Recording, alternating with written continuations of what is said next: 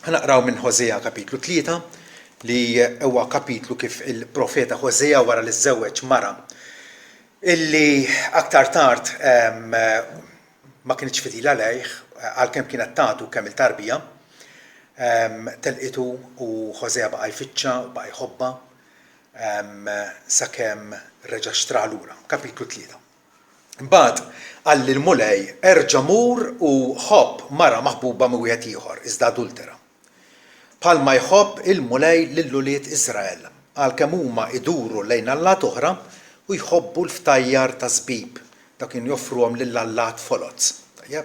U jien xtrajta lili bi 15 biċċa tal-fidda u b'ħomer xejr u nofs ħomer xejr. U għedtilha int toqgħod miegħi għal żmien twil. Ma tiżnix u ma tkunx ta' raġel ieħor. Hekk jien ukoll inkun għalik. Għax ulied Iżrael joqogħdu għal żmien twil bla sultan u bla kap u bla sakrifiċċju u bla statwa u bla efod u bla terafim. Imbagħad ulied Iżrael jerġgħu jiġu u jfittxu l-mulej Alla tagħhom u lil David is-sultan tagħhom. U jersqu jitredu lejn il-mulej u lejn il-bontà jew lejn it-tjieba tiegħu fl-aħħar tal-jiem. Roddu lek ħaj missier għal dawn iż-żewġ porzjonijiet ta' skrittura mqazza li aħna smajna.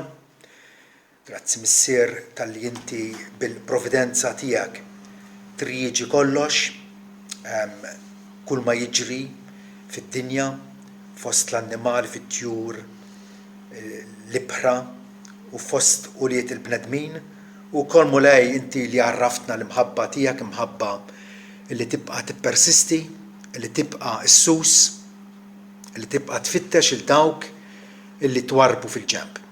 Grazzi missier għax kieku mhux hekk aħna bla tama, imma aħna niddependu għal kollox fuq il-fedeltà tiegħek, fuq l-imħabba tiegħek illi ma tafx bidu.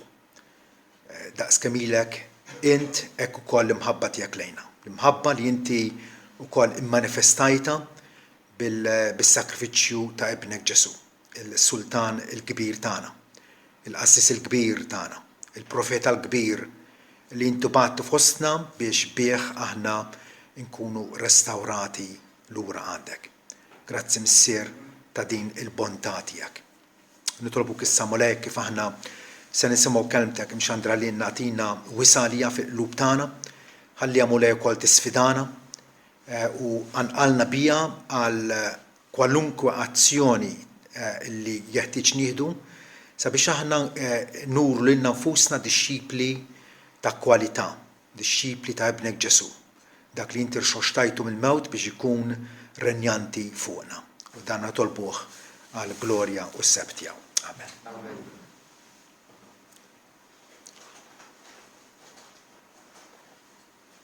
Tajbina niddiskutu dwar iż-żwieġ u d-divorzju x'vera, realtajiet ta' ħajjitna u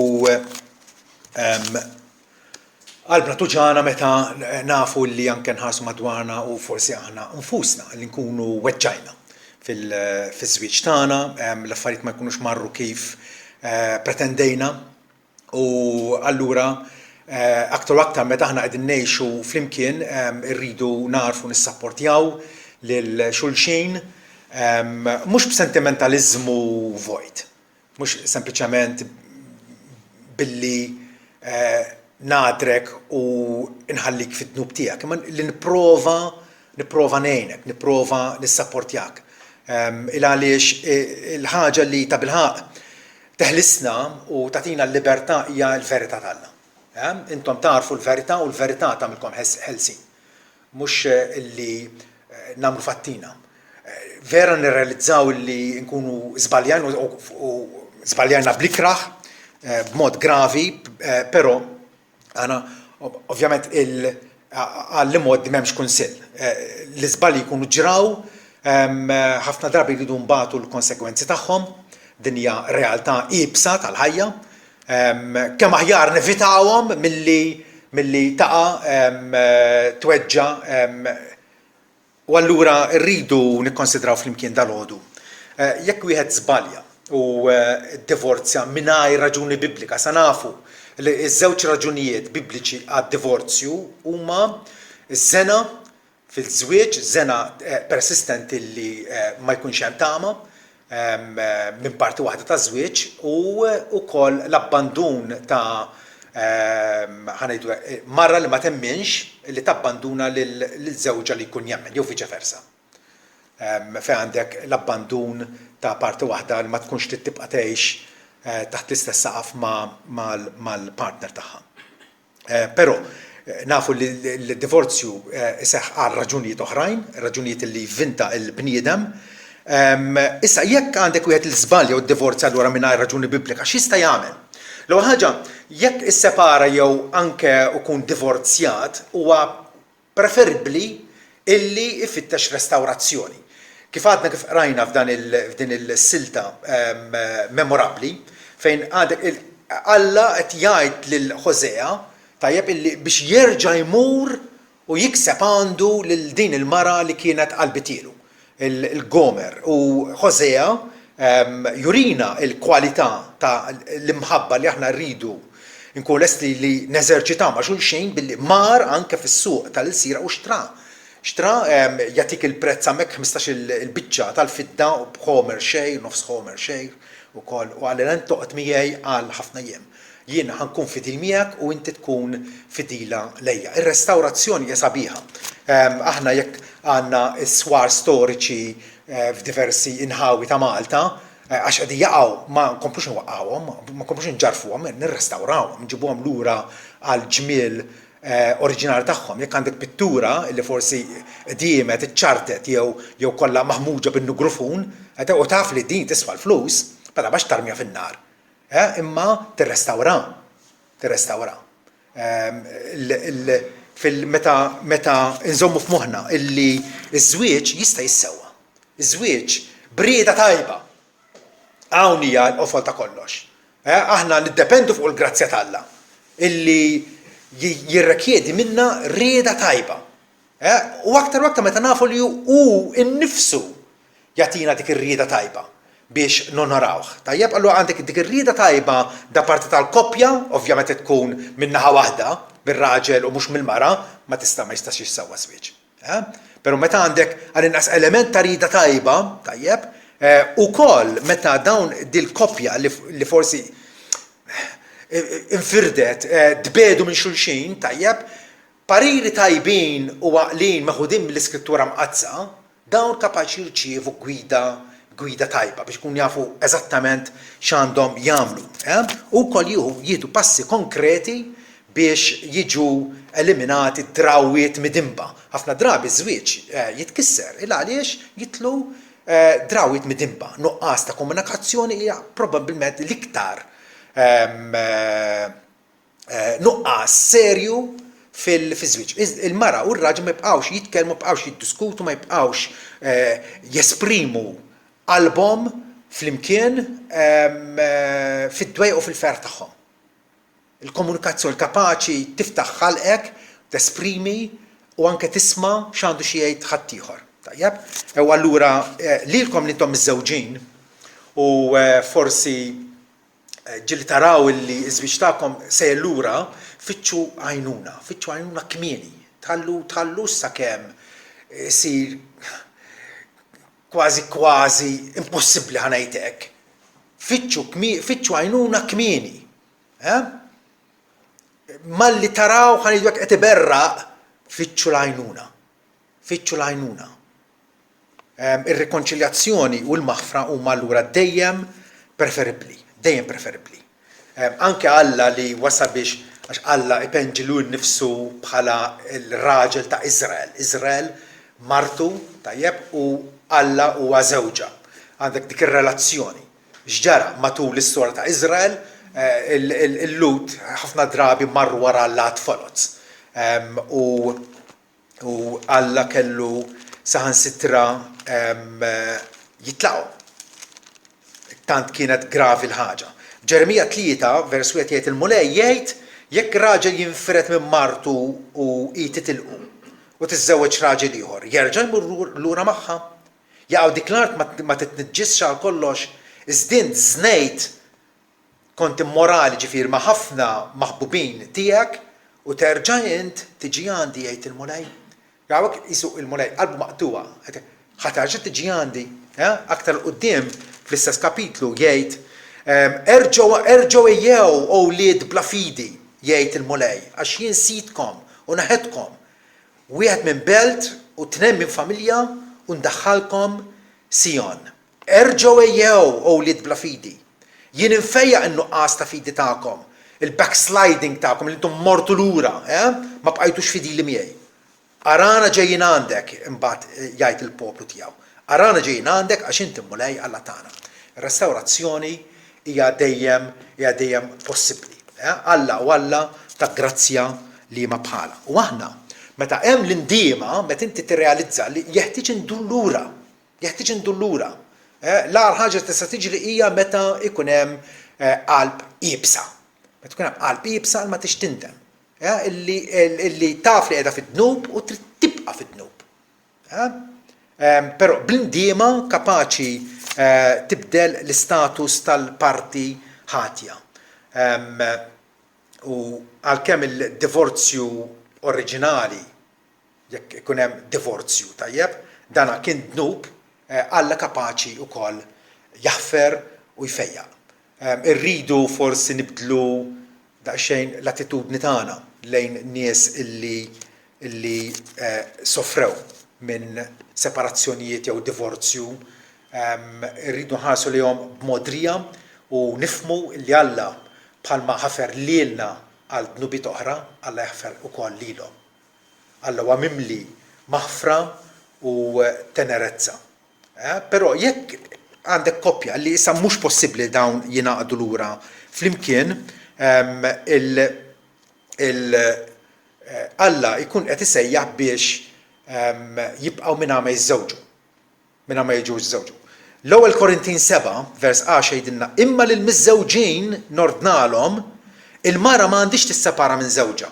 Imma jekk infatti tissepara għandha tibqa' mhix miż-żewġa jew inkella tkun irrikonċiljata ma' żewġha u r-raġel m'għandux jibgħat il-martu. Ġifieri, preferibilment iż-żwiġijiet jibqgħu intatti mingħajr ma jkun hemm divorzju.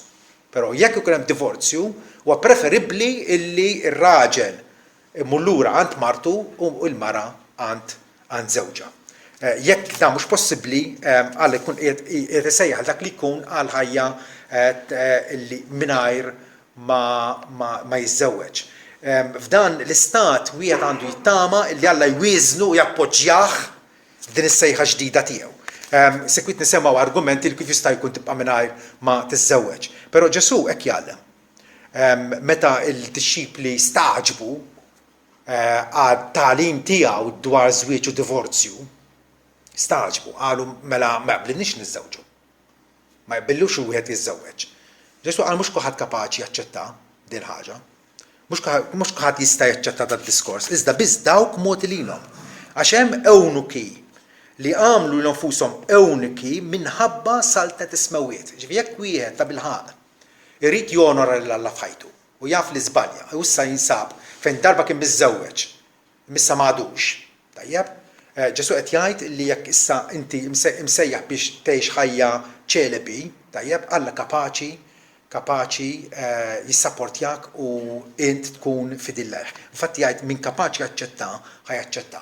Nafu li ħafna nies ma jċċettawx u jagħmlu fattihom.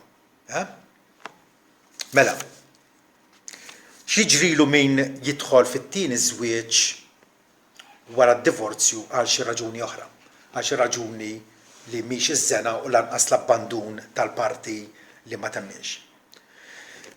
Jekk ikun ikkommetta jekk jidħol għat-tieni żwieġ, dak it-tieni żwieġ Ġesu jsejjaħlu adulterju. Jibda b'adulterju. It-tieni relazzjoni konjugali bħala żwieġ ġifieri, però mhijiex stat ta' adulterju kontinwu. Din ġilli nsemgħuha li jekk wieħed iddivorzja mingħajr raġuni biblika u reġa' żżewweġ, dak it-tieni żwieġ huwa adulterju kontinwu tul ħajtu kollha. Il-Bibli ma tgħallimx hekk. Il-Bibli tgħallem illi dak iż-żwieġ jibda b'raġuni ħażina u allura huwa dnub. Però Alla jirrikonoxxi dak iż-żwieġ. bħala żwieġ leġittimu. Żwieġ sakemm il-mewt tifred huwa l-ideal tagħha dejjem. Sakemm il-mewt tifred. Però l-ideal nafu li mhux dejjem huwa possibbli.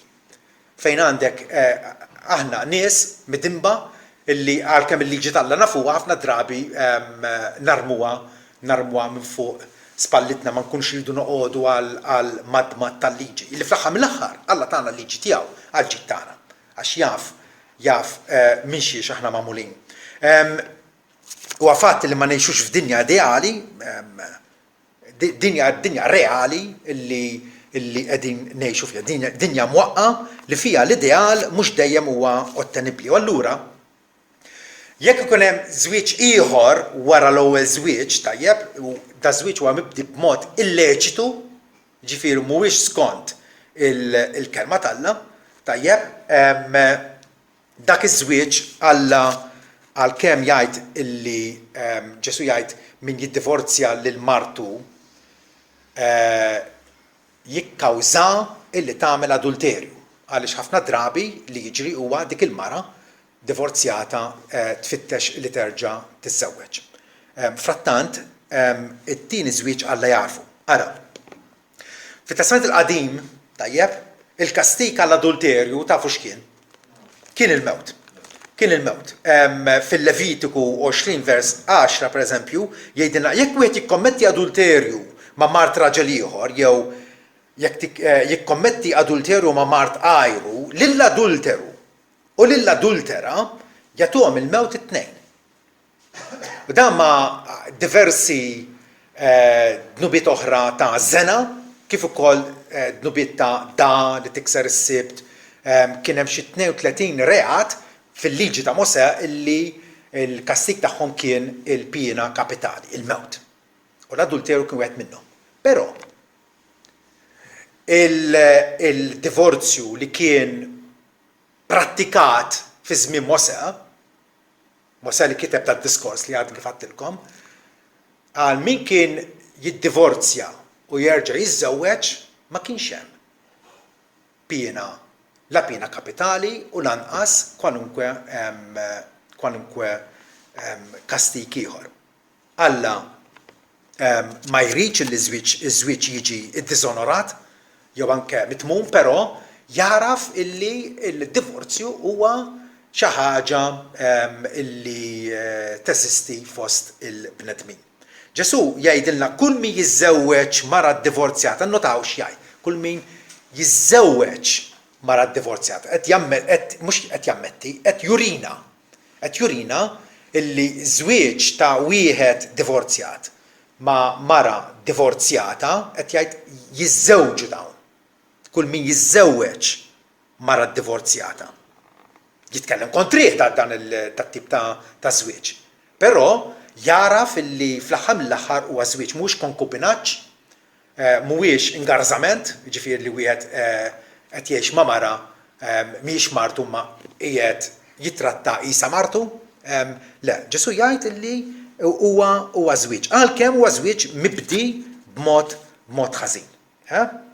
Il-mulej maħabba l-qalb jibsa tal-bniedem jara fit-tali rabtiet u jsejħilhom żwieġ. Mark 10 jgħid diskors simili 10 vers 11. Fejdilna kull min ikeċċi din il-kelma teknika għal divorzju, kull min jiddivorzja l-martu u jiżżewweġ oħra jagħmel adulterju kontra tagħha. U jekk mara tkeċċi jew tiddivorzja l żewġa u tiżżewweġ ieħor tagħmel adulterju. Ekku it-tieni żwieġ mhuwiex skont ir-rieda tagħha, però jekk isir Alla irid li dak iż-żwieġ jitkompla. Dak iż-żwieġ jitkompla għax hemmhekk ikunu ingħataw ħalfiet, ikunu ingħataw wedi u Alla ma jridx li l-wedi tagħna li nagħmluhom b'mod leġġer. Dak it-tieni żwieġ jorbot biex jiġu evitati aktar atti ta' adulterju fl-aħħar mill-aħħar. U allura il-persuna miż-żewġa b'dan il-mod għandha tibqa' fidila issa għas-sieħeb jew is-sieħeb tagħha. sieħeb ġdid tagħha. Mela, x'passi għandhom jieħdu raġel jew mara miż-żewġa għat-tieni darba? Però miż-żewġa b'mod illeċitu, b'mod li mhuwiex skont l-Iskrittura. Ħanidu għandek koppja, tajjeb, illi ddivorzjaw u r-raġel iżżewweġ mara oħra li kienet iddivorzjata wkoll, tajjeb, u issa t-tnejn saru Kristjani. X'għandhom jagħmlu? Dawn it-tnejn issa jridu illi jonoraw il-Alla. Jridu li jimxu skont il-kelma tal-Alla. Vera.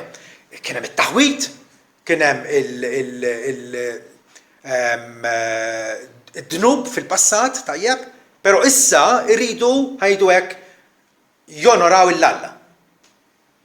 X'għandhom jagħmlu? L-ewwel nett, iridu jammettu sinċerament li t-tieni żwieġ tagħhom kien dnub. Ma kellux isir, però fir-realtà sar. Fir-realtà sar u allura jeħtieġ li jistqarru dnubietom biex jaqlaw il-maħfra tagħna. Bil-maħfra, bil-istqarrija tagħna meta aħna onestament, sinċerament quddiem Alla, nammettu il-fallimenti tagħna, tajjeb, Alla jaħfer. Alla jaħfer bħalma jaħfer kwalunkwe dnub ieħor. Maħniex qegħdin ngħidu hekk biex inraħsu il-maħfra tagħna. Jew biex nagħtu bħalli kieku bib miftuħ li nistgħu nagħmlu li rridu. Però rridu niftakru għadi li Alla huwa Alla ta' maħfra. Jekk nisqarru ħtijietna u fidil u ġust biex jaħfrilna ħtijietna huma x'inhuma u inaddafna minn kull ħażen.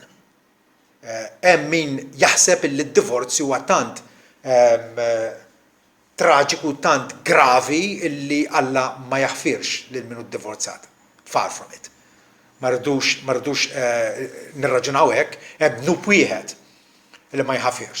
Dan huwa dnub meta wieħed jidaj kontra l-Ispiritu Santu. Dan suġġett ieħor, ma l-Bibja tagħmilha ċara illi huwa id-dawa kontra l-Ispiritu Santu li ma taħafirx. Kwalunkwe dnub ieħor jinħafer. U dana biex aħna qed ngħidu biex nitennew fil-kobor tal-ħnina tal-Alla lejna, mhux biex nagħtu bħalli kieku biljett biex aħna nagħmlu li rridu. Ma jkun qatt li aħna nirraġunaw illi għax Alla jaħfer allura għandna ħajdu hekk permess illi nidimbu. Le, il-maħfra tal-Alla anzi trawwen fina l-biża' tiegħu.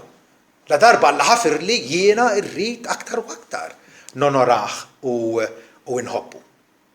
Mela, f'dan il-każ ukoll apparti li wieħed jitlob maħfra lil Alla, mara divorzjata u miż-żewġa tieni darba m'għandha qatt tingħaqad lura ma' żewġa ta' qabel. Dina għadnieh fil-passat, dik il-ħaġa Alla ma jridix. Jekk sar it-tieni żwieġ, dak it-tieni żwieġ għandu jitkompla. Avolja beda falsa stikka ħanajdu hekk. Għax hawn min jagħti parir li jekk inti arġajt iżżewweġt u issa tirrealizza li żbaljajt tarġa' tmur lura għand ir-raġel oriġinali tiegħek. Le. Dik Alla ma jridix fid-Deuteronomju 24 l-ewwel 4 versi hija malma b'mod ċar ħafna.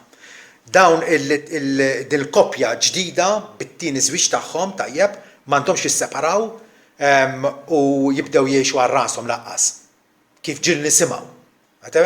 Issa qed tirrealizza li għaffiċt, li għamilt żball, dnibt kontra Alla meta rġajt iżżewweġt, mela, issepara minn din il-mara preżenti tiegħek. Tajjeb, dik Alla ma jridix aqas. Dak iż-żwieġ Alla jridu illi jitkompla. Aktar u aktar meta qabli jkun hemm l-ulied. Mela, it-tieni żwieġ għalkemm ikun sar b'mod ħażin u kontra l-liġi Alla huwa żwieġ. Huwa żwieġ il għaliex ingħataw wedi u ġiet iffurmata unjoni ġdida. Suppost ma sarx, tajjeb, mhuwiex skont l-istandard Alla, però di fatti sar. U U allura Alla hemmhekk jirrikonoxxi dak iż-żwieġ u narġa' ngħid li Alla qed jitratta ma' razza umana midimba. Illi aħna aktar nsibuha faċli ma nobduhx u rridu nagħmlu sforz qawwi biex nobduh il-Alla. Mela, anke f'dak il-każ jekk għandek koppja li żewġa tat-tieni darba, tajjeb, minn żewġ żwiġijiet oħra, dawk in-nies għandna nħarsu lejhom bħala nies li Alla iħobbhom bħalma jħobb lilna. Aħna żbaljajna mod, forsi aħna żbaljajna bil-kburija, bl-ipokrezija tagħna, qed tifhem? Bid-dnubiet illi forsi ma jidhrux, id-dnub tagħhom huwa dnub pubbliku. Huwa dnub pubbliku. Huwa dnub li jidher, huwa dnub illi ma jistgħux jaħbuh. Qed tifhem? Ara ma nkunux ipokriti tant illi nippruvaw nippuntaw sebgħina għal ħadd ieħor meta aħna nfusna għax Ġesu fil-inkontru tiegħu mal-mara maqbuda fl-adulterju fil-fatt, tajjeb, u ġabulu qudiemu, in-nies illi xlewa kienu huma nfushom ħatja daqsa. U meta Ġesu qalilhom min m'għandu l-ebda dnub jixħtela l-ewwel ġebla, kollha par problem. Però tinnutaw li Ġesu ma skużax id-dnub tagħha dik il-mara. Għalli laqqas jien ma nikkundannak mur u tidnibx aktar. Il-verità t'Alla tibqa' l-verità t'Alla. L-adulterju huwa mistmer quddiem Alla u Ġesu għalli ċaru tont mu tidnibx aktar. Però ovvjament irridu niftakru li Alla u Alla ta' maħfra. Għalina aħna ngawdu l-maħfra ma' Alla anke n-nies li huma divorzjati, kapaċi bindiema sinċira igawdu l-maħfra mingħand Alla. Irrid ngħid kelma wkoll dwar il-prattika Kattolika Rumana tal-annullament. Tajjeb, f'pajjiżna hija prattikata, din hija waħda mill-invenzjonijiet tal-Knisja Kattolika Rumana. Invenzjoni riċenti ġifieri, però llum il-ġurnata hija mħaddma beqlieħ kbir, għandhom diversi mekkaniżmi billi bihom jagħmlu l-flus, purgatorju, eċċetera. Imma l-Knisja Rumana tiċħad id-divorzju uffiċjalment. Uffiċjalment fuq il-karta tgħid li ma taqbilx mad-divorzju. Tajjeb, aħna ngħidu ma naqblux mad-divorzju għax Alla ma jaqbilx mad-divorzju, però Alla jagħti żewġ eċċezzjonijiet illi jista' jingħata d-divorzju għaż-żena kif ukoll għall-abbandun tal-parti miskredenti. Però l-Knisja Kattolika naraw ħanajda ċar, naraw il-faċċoliżmu tagħha. Uffiċjalment tgħid illi il-divorzju ma temminx fih. Però mbagħad żviluppat sistema ta' annullament, tajjeb, sistema komplikata u sikwit ġeneruża biex wieħed jinħal miż-żwieġ. Imma id-dawwara b'tali mod u manjera illi tgħid tikkonkludi li dak illi matul is-snin tajjeb kellek dil-koppja illi kulħadd kien jafa bħala koppja miż-żewġa tiddikjara bil-qrati tagħha illi dak iż-żwieġ qatt m'eżista. Għalhekk huwa null u void. Dak iż-żwieġ qatt m'eżista. Din hija differenti minn divorzju. Divorzju aħna qegħdin ngħidu li dak iż-żwieġ kien żwieġ validu, żwieġ tajjeb, u dak iż-żwieġ spiċċa. U m'għadux iżjed, dik divorzju. L-annullament huwa illi b'ipokrezija kbira jgħidu dak iż-żwieġ qatt ma kien żwieġ. U jista' jkun hemm l-evidenza ta' ulied illi ġew imnisla f'dak iż-żwieġ, tajjeb, però jagħtu anke 20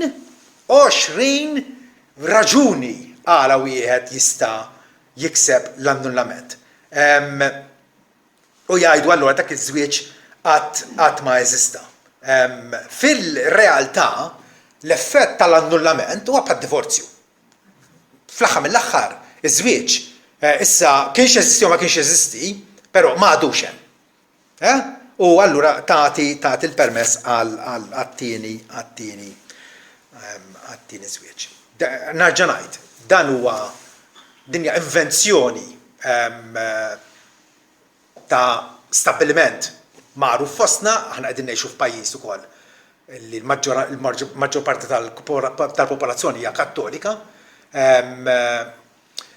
Fil-Medjuevu, pereżempju, l-annullament ma kienx jeżisti. Ma kienx jeżisti. Hija xi ħaġa riċenti. Xi ħaġa riċenti illi l-Knisja Kattolika b'konvenjenza bdiet u adottat u qiegħda tħaddem sal-ġurnata tal-lum. Ħa nikkonkludu billi ngħidu xi ħaġa kif għandna nittrattaw ma' nies milquta bil-pjaga tad-divorzju. Kif għandna nittrattaw magħhom? Aħna msejħa b'kull mod u f'kull każ li nuru modrija ma' kulħadd fl-aħħar mill-aħħar. Bħalma Alla għader lilna fl-istat miżerabbli tagħna, tajjeb, u ħares lejn u laqana u tagħna merħba, irridu nuru modrija u simpatija ġenwina ma' dawn in-nies. U rridu nitolbu għalihom. Tolbu għalihom għaliex iva il-sara, il-taqtija li għaddu minna hija xi ħaġa ta' barra minn hawn. Fejn għandek koppja li darba dawn għexu bħala laħam wieħed, taħt l-istess saqaf, raqdu fl-istess sodda, kielu ma l-istess mejda għal diversi snin, issa jridu jgħaddu minn dan il-proċess illi jinfirdu minn xulxin. Matul dan meta aħna qegħdin nittrattaw ma' nies bħal dawn irridu anke nofrulhom gwida biblika. B'sensittività, irridu noqogħdu attenti illi l-verità biblika ngħadduha mingħajr ma nilwuha, mingħajr ma naħbuha.